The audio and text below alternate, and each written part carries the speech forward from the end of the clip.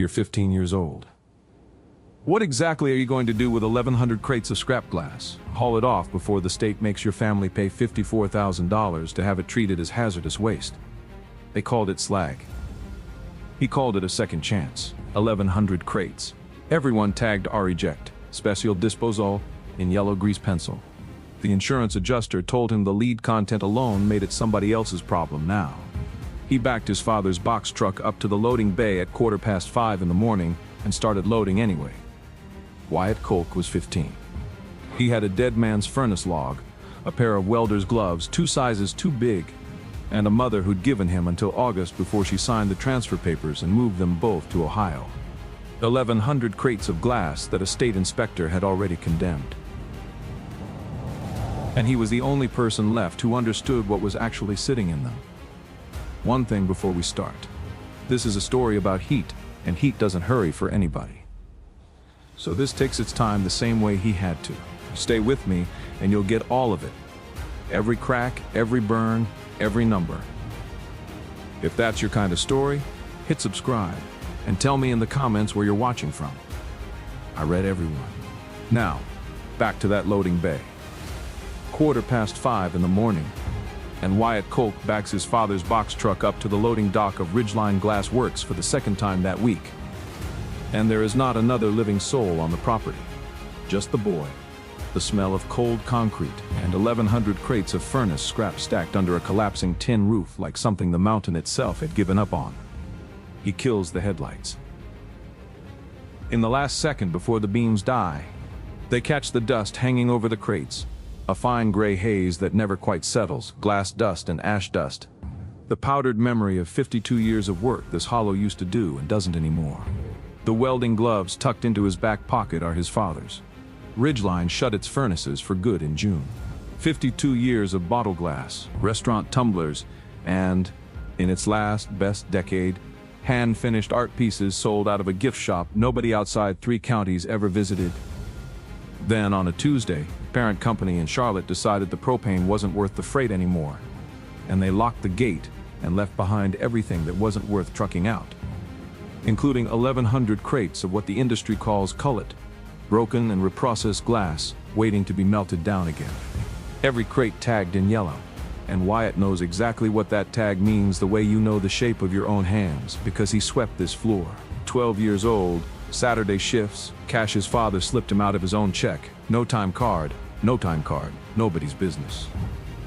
He pushed a broom the length of the annealing line and hauled the rejects out to this dock in a wheelbarrow. Load after load after load.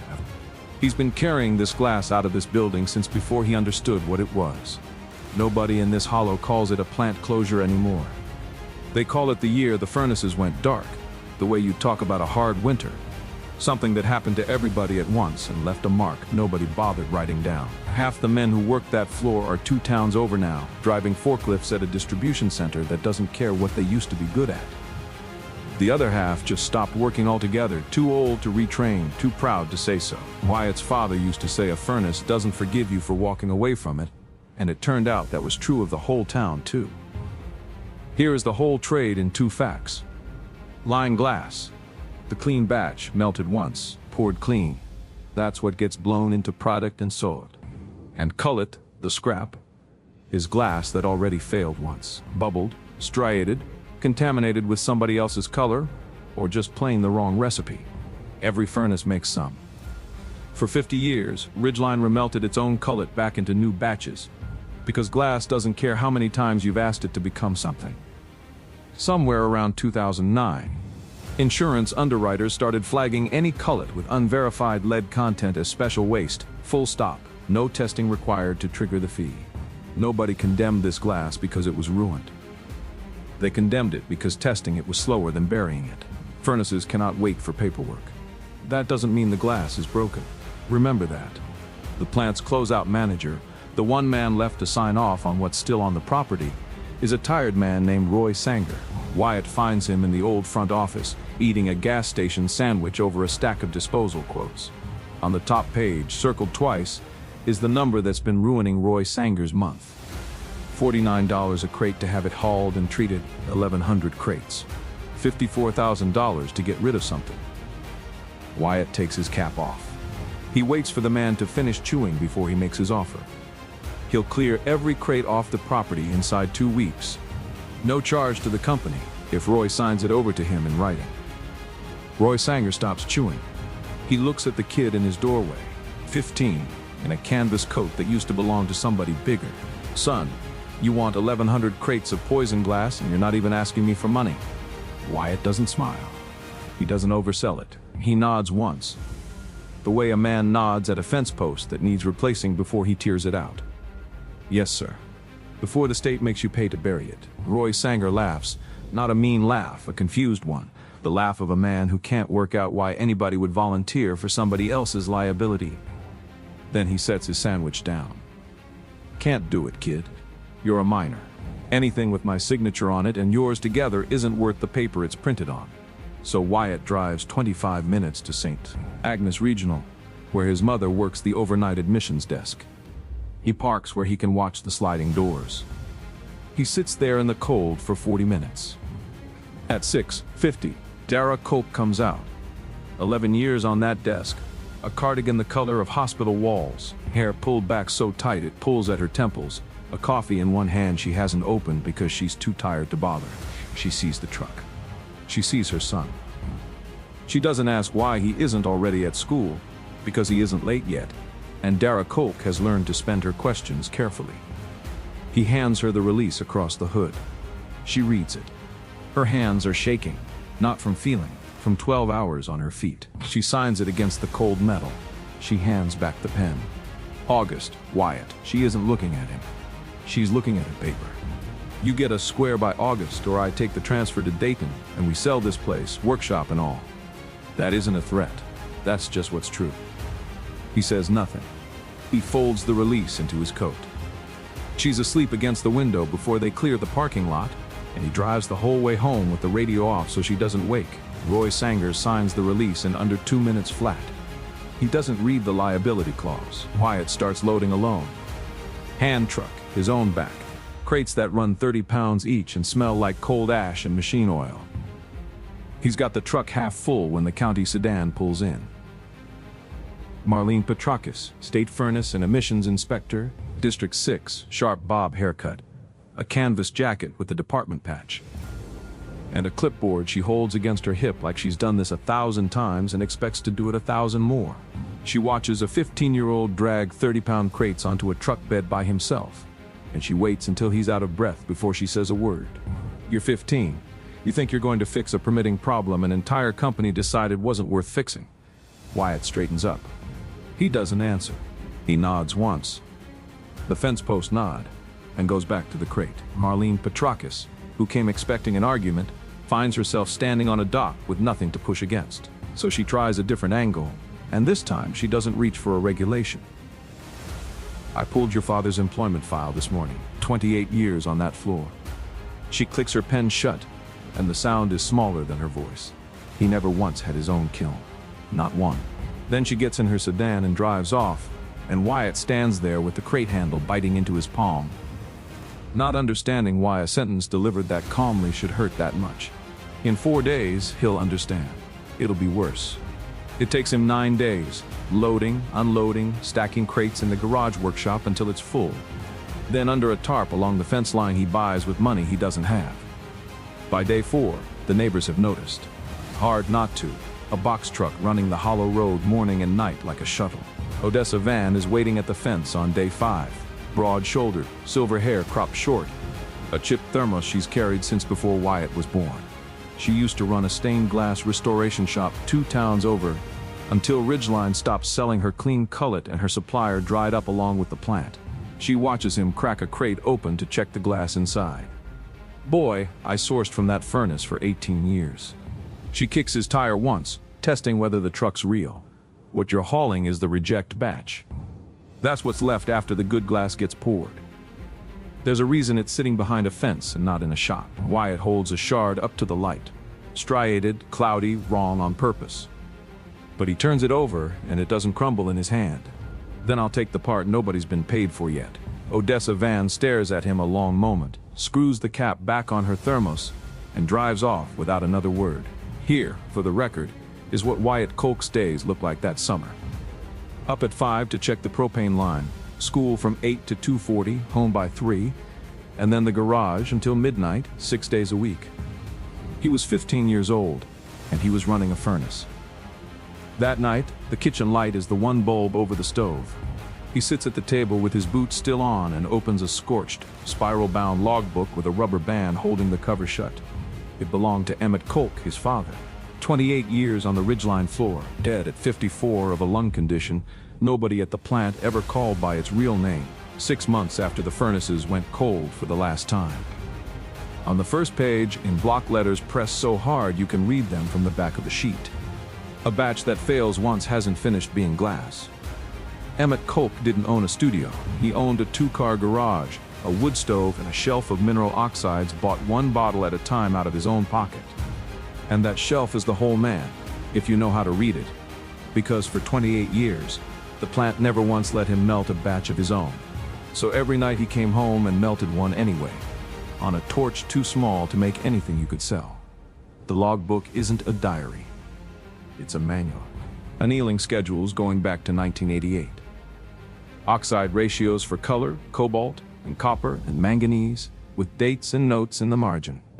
And a third of the way in, Wyatt finds the pages that stop him cold, grading sheets in his father's hand, batch after batch, cullet composition tested by eye and hand and torch before any lab could have confirmed it. And clipped beside them, kept on purpose for 2 decades, are the plant's official waste manifests. The exact same compositions, in the exact same order, signed off by a supervisor who wasn't his father. Wyatt turns the page. Same thing, turns it again. Same thing. 28 years of manifests. They let him sweep. They never once let him pour his own furnace. He never had his own kiln. Not one. And now Wyatt understands exactly what Marlene Petrakis was doing on that dock. She wasn't insulting his father. She was telling the son how the story ends. So the boy builds a furnace in a garage. A propane forge welded from an old water heater tank, vented through a gap cut in the siding his mother doesn't know about yet. A kiln for annealing, salvaged from a defunct pottery co-op 2 counties over. The logbook says, in 3 separate places, never rush the anneal. Glass remembers every degree you skip. Wyatt is 15, and he's got 400 pounds to get through before August and a mother who said August like a closing door. So he does what everybody does the first time. Runs the forge too hot, pulls the glass too soon, tries to shape it before it's ready. It looks beautiful going in, clear, molten, glowing orange gold on the pipe. He laughs out loud, alone in a garage at 11 at night, sweat running off his forearms. He laughs for about 90 seconds. Then he sets the piece in the annealer, closes the door, and by morning it's shattered into 100 pieces on the kiln shelf. Stress fractures running through it like a spider web because he pulled it out of the anneal 4 hours early. 30 pounds of glass, one morning's work, gone to dust and shards on a cold shelf. He stands there a long while before he picks up a broom. That night at the kitchen table he finds it. Small, cramped handwriting pressed hard enough to dent the page. Anneal at 96. Not 1 degree less, and don't rush the cool down after. An hour a pound, minimum, however long that takes. Pull it early and the glass looks finished, but it isn't. The stress is still locked inside it, invisible, waiting for the first cold morning to let go. That's the cruelty of it. You can't see the damage until it's already too late to fix. Next morning he wires a kiln monitor to an old alarm clock, so it beeps every 15 minutes through the whole cool down. It looks ridiculous. It works. He sits up 2 nights running just to watch the readout. 960. Hold. Hold. Down 1 degree an hour, however long that takes. The third piece comes out of the kiln whole. Now he has to shape it without it collapsing on the pipe. In a working studio, this is a job for a team. A gaffer, a bench, a second set of hands to keep the piece turning while it's hot. Wyatt has himself a jack tool made from 2 bent screwdrivers, and a metal folding chair with the arms sawed down to rest the pipe on. He drops the second piece straight into a lopsided lump on the concrete floor because nobody was turning the pipe while he reached for a tool.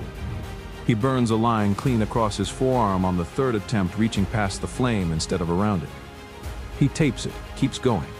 2 finished pieces a night if the night goes well. He's got 400 pounds of glass and a stopwatch running in his head that never stops. And here's where the story turns, not on a fortune, not on a stranger, on one sentence. Under a moving blanket at the back of the garage is his father's old marver, a flat steel table for shaping glass on the pipe. Unused in the 2 years since Emmett got too sick to stand at it. Wyatt sets it up under the bulb and tries to roll a gather across it the way he's watched glassblowers do on video after video and the glass goes flat and dead on one side every time. He reheats it.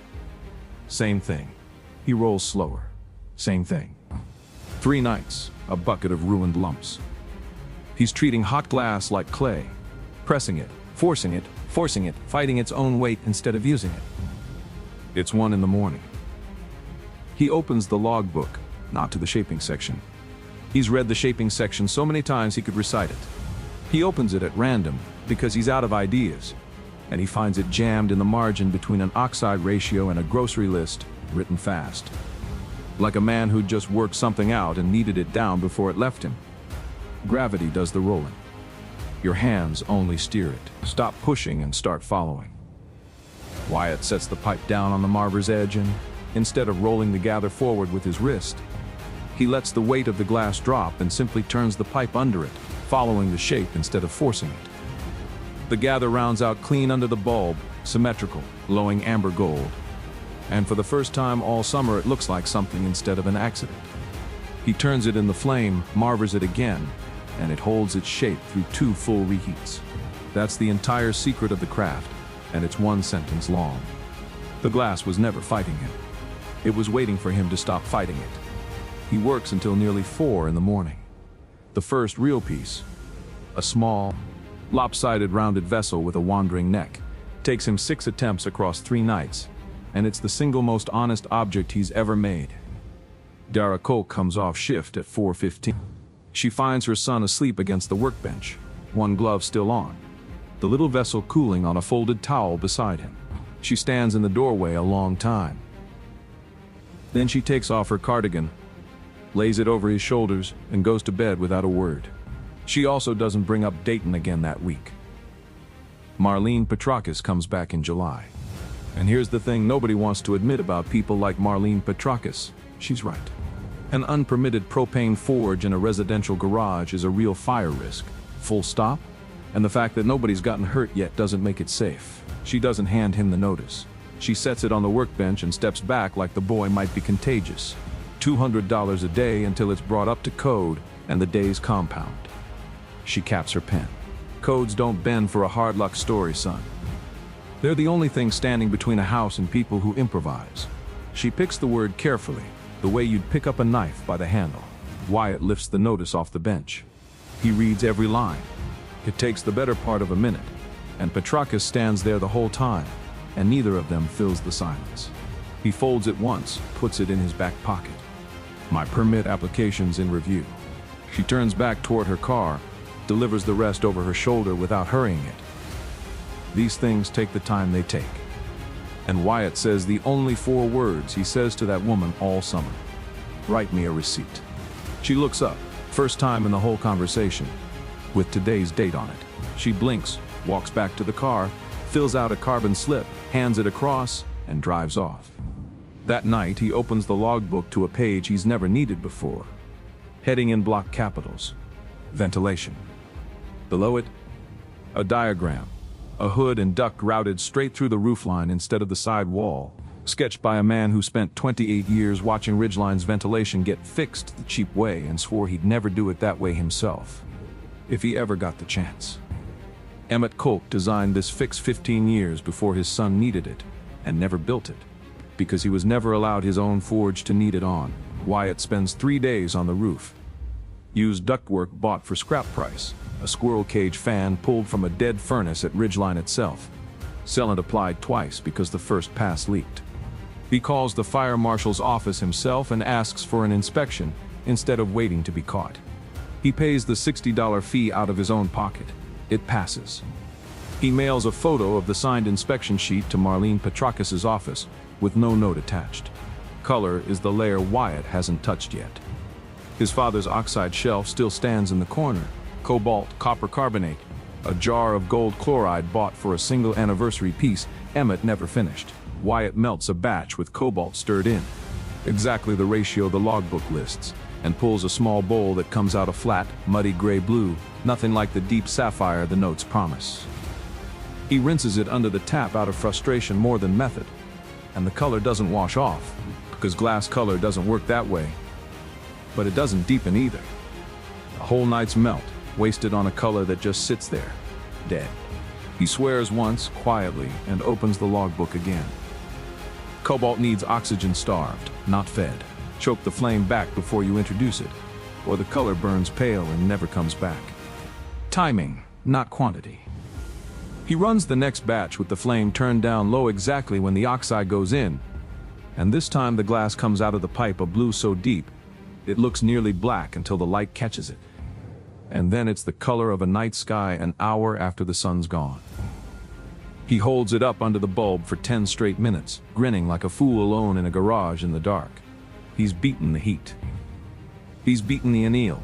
He's 15 years old and he believes, completely, that he's finally understood the glass. Then he tries copper next, expecting a similar fix, and gets it backwards. Floods the flame with oxygen at the exact moment the logbook says to starve it, muscle memory from the cobalt still running his hands. And the whole batch comes out the color of dishwater, and there's no rinsing that away. No reheating that fixes it, because the ratio's already locked into the melt. Another night gone. Cobalt wants the flame choked, copper wants it fed, exactly backwards. Because it isn't the metal that decides the color, it's what the flame is doing to the metal while it melts. He runs it again, flame fed and roaring at the right second, and copper comes out the deep, weighted red-brown of old brick, warm even under the bare bulb. That color holds through 4 reheats without shifting. He works through gold chloride next, a pink so pale it's almost silver, the anniversary color his father never got to finish. Then a soda lime green from nothing but scrap iron impurities already sitting in the color itself, which turns out to be the color the batch wanted to be from the beginning, if anybody had ever asked it. Each color costs him a full night before it costs him nothing. That's the part nobody puts in the listing description. The gold chloride alone takes 4 attempts, too much, and the pink goes muddy, too little, and it barely tints past clear. And there's no dial for it, just his own hand pouring from a jar with a masking tape line halfway up as the only measurement he trusts. He starts keeping his own log in the back pages of his father's, in handwriting that doesn't look anything like Emmett's yet but will, someday, to somebody. Batch 14, cobalt, flame choked at the 2-minute mark, held. Batch 19, copper, fed at the 4-minute mark, held. Batch 22, gold, 4 attempts, masking tape line, held. He isn't just learning the glass. He's writing the next logbook without meaning to. Odessa Van comes back on a Thursday. She says she's just passing through. She isn't. She crosses the garage floor and puts a hand that's cut glass for 30 years, flat against the little cobalt bowl, and goes completely still. She doesn't speak for a long moment. What would you take for this one? She isn't looking away from it. My niece has a shop in Asheville, she'll lose her mind. Wyatt doesn't do the math at the kitchen table. He does it standing in the garage, under the shelf of finished pieces, because that's how his father taught him without ever meaning to. Not on paper. In the room where the work happens. Raw material, next to nothing. He didn't pay $1 for the cullet. He paid 3 weeks and a tank of propane and a burned forearm. A finished 6-inch bowl costs him maybe 40 cents in raw glass. Then the labor. Melt, anneal, shape, cool, grind the base flat. 4 hours of hands, easy. He leaves that column blank. He doesn't know what number belongs there. Processed commodity glass sells for pennies a pound and falling. But hand-blown, single-melt, colorwork glass, made by somebody with a name, it barely exists in this part of the state anymore. Almost nobody's willing to do it slow enough to be good at it. $45 for a 6-inch bowl, 90 cents a pound for a material somebody was about to pay $49 a crate to bury. Have you ever looked at something the whole world had already called garbage and understood, all the way down, that the world wasn't wrong because it was stupid? It was wrong because it was in a hurry? And then, standing there, he does one last piece of arithmetic. He does it once, never again. 1,100 crates, 30 pounds a crate, 33,000 pounds of glass, at maybe 2 finished pieces a night with 1 pair of hands. He'll be an old man before he's through 1/10 of it. He stands in that garage a long time with the number sitting in his chest. He's going to have to give most of it away. In late July, Wyatt applies for a booth at the county craft fair. He's turned down in 6 days, not for the work, nobody looks at the work. Turned down because vendors need a current business license. And he doesn't have one, because a home occupation permit is a prerequisite for that license in his county. And his permit's been sitting on Marlene Petrakis's desk since the 2nd week of June. She never once said no. She only had to be slow. That was the whole trick. She never broke a rule or raised her voice. She only had to be exactly as unhurried as the system that idled the whole plant in the first place. Wyatt drives out to the fairgrounds anyway on a Saturday. 30 finished pieces wrapped in dish towels in a milk crate on the back seat. He tells himself he's only going to look. He walks the rows once, twice, past folding tables of soap and honey and painted birdhouses. And none of it is better than what's sitting in his crate, and he knows it, and it doesn't matter. Because none of these people had to fight a permitting office for the right to sell it. He's standing near the loading gate when a woman weighed down with folding tables stops in front of him, hands him a box, and asks him to run it to booth 9. She isn't unkind. She isn't even thinking about it. He's not a vendor. He's a kid in a work coat standing near a loading area, so obviously he carries boxes. He carries the box to booth 9, sets it down, and a man there thanks him with $1 folded twice, holds it out like a tip. Wyatt takes it because refusing it would take longer than taking it. He walks back to his truck and sits in the cab a long while. That $1 still in his fist, 30 finished pieces behind him, and a permit denial in the glove box. He lets himself think about the hardware store's help wanted sign on Main Street. $9.50 an hour. Somebody else's building, somebody else's problem. A schedule that ends at 5 instead of midnight. Rain starts on the windshield. He doesn't turn the wipers on. He just sits there and lets it blur the fairground lights until they're just smears of color. And for one long minute that feels exactly like giving up feels. Then he starts the truck and drives home, 4 in the morning, and he can't sleep. So he goes out to check the forge early, and the garage light's already on. Wyatt Colque is sitting on an overturned bucket, still in her cardigan, a shift and a half behind her, not doing anything. Just looking at the shelf, the blue, the copper red, the pale gold. She doesn't turn when he comes in. I was the one they called. Wyatt stops in the doorway. When your daddy went down at the plant, they didn't call an ambulance first. They called the emergency contact, and that was me. And I drove out there still in these clothes. She turns the coffee cup in her hands, doesn't drink from it. They had him sitting up against the wall by the office. She finally looks at her son. And the furnace was still running, Wyatt. Nobody shut it down. Not for 1 minute. I stood in that building and I listened to it run. The garage is very quiet. I've spent 11 years watching men his age come through that admissions desk with their whole bodies already spent. And every last one of them tells me they're fine, and then I sign the intake paperwork. She stands up. I am not doing this twice. Wyatt doesn't argue with her. Doesn't defend himself. Doesn't mention Odessa or the shop in Asheville or the numbers on the shelf. He says the only thing he's learned that's worth saying. He didn't die from the work, Mama. He died from never once being let to finish anything of his own. Wyatt Colque stands in the middle of her husband's garage at 4 in the morning and doesn't say a word back. Doesn't tell him he's right. Doesn't tell him she believes him. She walks over to the annealer, picks up the other end of a crate he's been dragging alone all summer, and together they carry it to the shelf. Neither of them mentions Dayton again. Not that week, not the next. It just quietly stops being a thing sitting on the counter between them, the way a bruise stops being the first thing you notice about a hand. She still keeps the transfer folder where she can see it.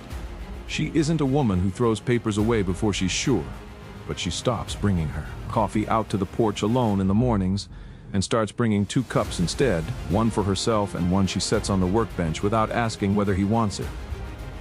He photographs the finished pieces on his father's old marver table. Nothing staged, nothing to stage with. Just the glass laid out on 30 years of scarred steel, cobalt blue, copper red, that pale anniversary gold. next to the bent screwdriver jack tool and a pair of safety glasses on a cord his father used to wear on the floor. Morning light through the garage's one window, low and warm. No filter, no lighting rig, a cracked screen phone. And the photos are devastating, and he doesn't fully understand why. Because the color is alive in a way that doesn't need explaining. And because the scarred steel and the bent tools tell a story no product copy could invent. He writes the listing the way his father would have said it, plain. No adjective he can't back up. Reclaimed furnace glass, melted once, shaped by hand, annealed slow. Nothing new added but color. No two the same. $45 a piece. He posts it at 11 at night. Closes the laptop. Doesn't expect anything. Goes to bed because the forge needs lighting at 5. At 6 the next morning, he opens it again and stares at the screen a full 10 seconds before he understands what he's looking at. 0 remaining. Every piece gone. Sold between 11 at night and 6 in the morning to people he's never met, in towns he's never seen, while he was asleep. $1,350 while he was asleep. And there are messages. 9 of them.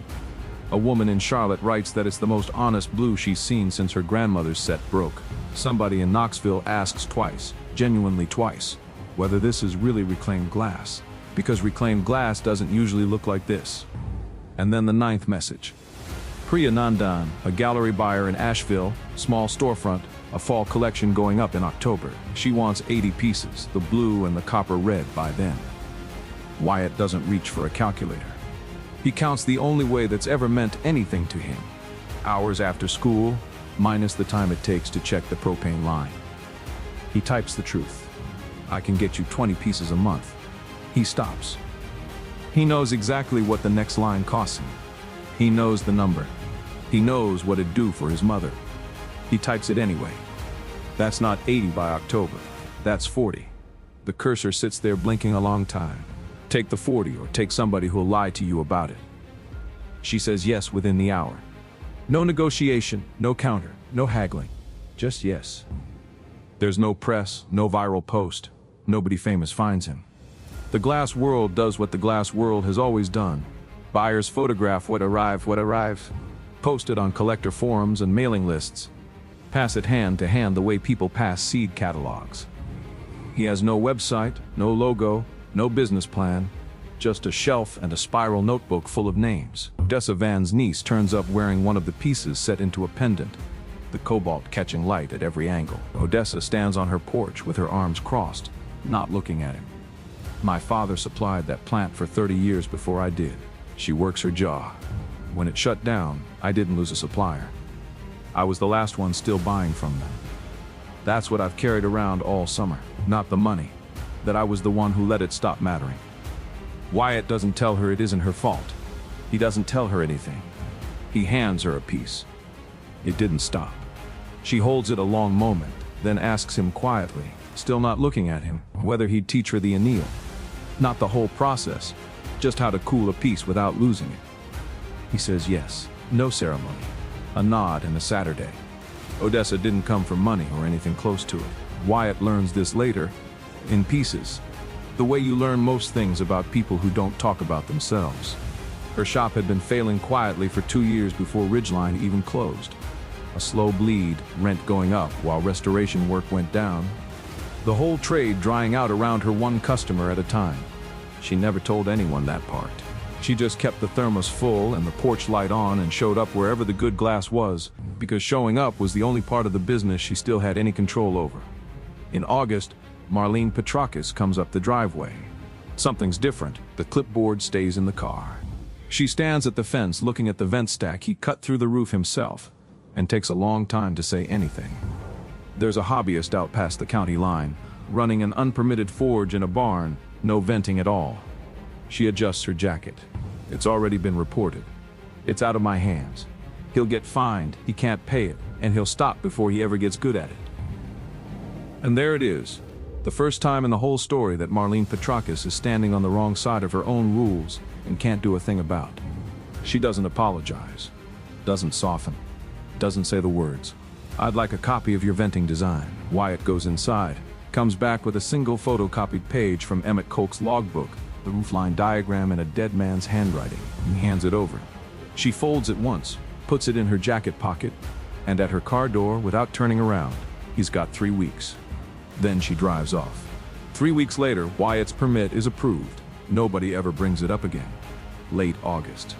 2 months of revenue, $6,100. The back rent his mother owed on the workshop lot, $3,900. Wyatt pays it in cash at the county clerk's office on a Tuesday afternoon in his school clothes, and the woman behind the counter counts it twice. It leaves him $210 in the world. He drives home, and when he comes through the kitchen door, his mother is standing at the counter with the Dayton transfer paperwork in her hand. The folder that sat there since June like a held breath. She doesn't congratulate him. Doesn't cry. She opens the junk drawer, puts the folder inside, closes it, and goes to get ready for her shift. That's the whole scene. It's more than enough. Then Wyatt does the thing nobody sees coming. He loads 40 crates of cullet onto the truck, drives them to Odessa Van's shop, and starts unloading. She comes out drying her hands on her apron, free. He drops the tailgate. One condition, you do it my way. My anneal, my ventilation, my safety checks. He straightens up. And I grade the finished pieces before they're sold. Odessa Van looks at 40 crates of what she once called scrap sitting in her own lot.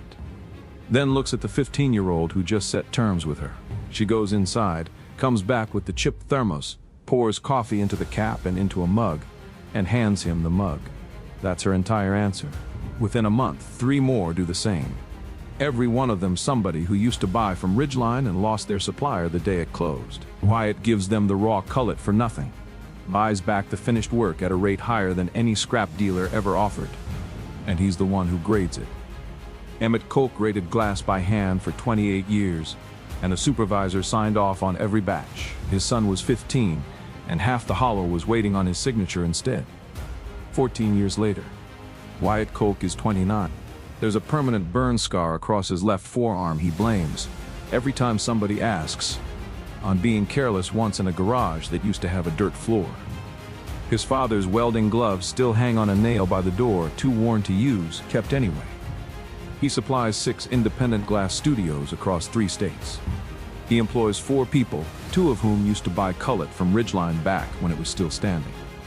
The forge is still propane, hand-fed. The anneal still holds at 960 and not 1 degree under.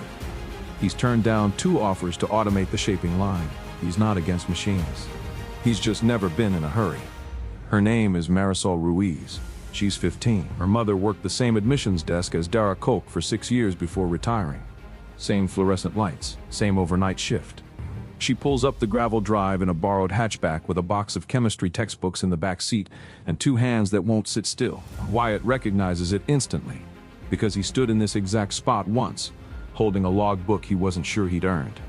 He shows her the forge, the marver, the annealer, the shelf of oxides, 4 workers moving around a shop that used to be 1 boy and a propane tank. Then she takes a folded letter out of her jacket and hands it to him. A scholarship offer, State University, materials engineering. She's going to turn it down. She wants to stay and blow glass. Wyatt reads it, folds it back along the same crease, puts it in her hand, and closes her fingers over it. You're going in the fall. You're going in the fall. You're going. She starts to argue. He's already turned away, crossing the shop to the shelf, and comes back with a scorched spiral logbook. The rubber band around the cover replaced twice now, and puts it in her hands. Take it with you. He looks out through the open bay door at the shimmer coming off the forge in the morning light. It waited 28 years for somebody to read it in a room where the decisions get made. She opens it. First page, block letters pressed so hard you can read them from the back of the sheet. In September, she leaves, and out past the county line. In a landfill cell that was dug and lined and paid for, there isn't a single crate of Ridgeline cullet, because a 15-year-old with a dead man's logbook got there first. And 3 hours east, in a lecture hall full of people whose signatures mean something, a girl opens a notebook to the first page. A batch that fails once hasn't finished being glass. Wyatt drives home from the campus parking lot alone, radio off, the same way he used to drive his mother home half asleep in the passenger seat. The shop will still be there in the morning. The propane line still needs checking at 5, and somewhere in a box out past the county line, 30,000 pounds of glass nobody wanted is still waiting on whoever comes looking for it next. If you're still here, thank you. That means something. Because somewhere close to wherever you're sitting right now, there's a pile of something a system already looked at and decided wasn't worth the trouble. A material, a trade. A skill nobody's hiring for anymore, maybe a person. So here's what I want to know, and I read every single one of these. What's the thing everybody told you to throw away that you kept anyway? Tell me in the comments, I mean it. And if this one was worth your time, subscribe. There's another one like it coming. Until then, take care of the slow. Take care of the things nobody's in a hurry for anymore.